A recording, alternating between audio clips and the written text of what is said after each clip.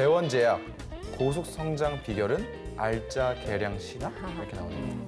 뭔가 계량 신약을 통해서 네. 고속 성장을 하고 있는 중인가 봐요. 네, 일단 국내 산업 가운데서 수익성 양극화가 가장 심한 분야, 바로 제약업계라고 보여지는데요. 수많은 국내 기업들이 이미 기존에 있고요. 또 여기에 외국계 제약사들이 진출이 굉장히 많아지면서 네. 순위 경쟁이 가장 치열한 곳입니다. 어느 정도 치열하냐면요. 아까 평론가님이 아주 살짝 언급해 주셨는데 캐치하신 분들이 있나 모르겠습니다.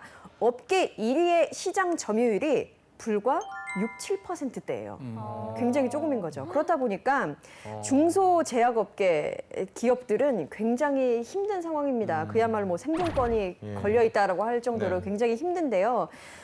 그래서 신약이나 다국적 제약사로부터 들여온 도입약품만으로는 외적인 성장이 좀 어렵기 때문에 국내 제약사들은 계량 신약을 출시하는 등 차별화된 전략을 선보이려고 합니다. 네. 근데 여기서 말하는 계량 신약은 뭔가요?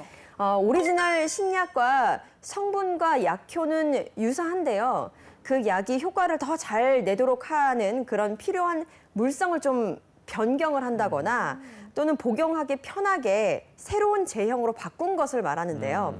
기존 의약품에 비해서 복용의 편의성이 높아졌다는 점을 볼 때 복제약과는 차별화된 부분이 분명히 있습니다. 예, 그러면은 뭐 그냥 신약을 개발하는 것보다 또 임상 기간도 짧고 또 투자 비용도 좀 적게 들겠네요. 그렇다면 우리 권 평론가님께서 본격적인 설명 부탁드립니다. 아까 정말로 정확히 말씀해 주셨는데 왜 제약사들이 신약 개발 말고 바로 그 계량 신약을 예. 연구를 할까 보면은요, 사실 신약 개발은요 업계에선 그렇습니다. 10년 이상 걸리고요. 뭐 천문학적인 금액 들어가는데 리스크가 너무 커요. 근데 사실 시장에서는 투자를 많이 합니다.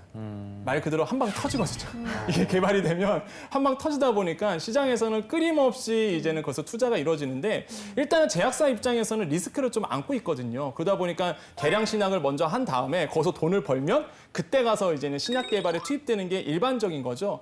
일반적으로 실제 그렇게 하고 있습니다. 많은 제약사들이. 근데요, 대원은 좀 달라요. 대원은 신약 개발을 먼저 하고요. 그 다음에 이제 계량 신약 나오고 일반 의약품 이런 식으로 이제 갔거든요. 그러니까 역발상이죠, 말 그대로. 이러면서 대박이 터졌어요, 사실. 그래서 대원제약이 13년 이후에 10개의 신약 개발을 계량 신약을 냈는데 대부분 제품이 매출 100억 원을 넘겼습니다. 초대박이 친 거죠, 사실. 네. 제약업계에서는 연간 매출 100억 원만 넘겨도 사실 블록버스터급 의약품으로 부른다고 하잖아요. 이쯤 되면 대원제약의 활약이 대단한 것 같은데 이렇게 계량 신약 개발에 뛰어들게 된 계기가 있을까요? 네, 그 대원제약의 대표적 계량 신약은요, 바로 2007년도 국산 신약 12호로 허가받은 펠루비가 있습니다. 이게 그 당시에 굉장히 떠들썩했던 게, 와, 토종. 국내 신약 이래갖고 굉장히 좀 떠들썩했었거든요. 네. 이게 실제 그 당시에는 조금 좀 인기를 얻지 못했어요. 왜냐하면 일단은 약효 자체가 이제는 어느 정도의 적응증이 퇴행성 관절염에 좀 국한이 돼 있던 부분이 있었거든요. 그러다 보니까 좀 주목을 받지 못한 부분이 있었는데 그 다음에 계속적으로 이걸 포기지 않고 계량 신약으로 계속적으로 발전하면서 나왔던 게 바로 2015년도에 나왔던 이제 서방정입니다. 그러니까 이런 서방정 출시 때문에 점차적으로 이제는 처방이 좀 늘어가게 되고요. 매출을 봤어요. 그랬더니 펠루비정 봤더니 2015년도에 61억 원에 그쳤습니다.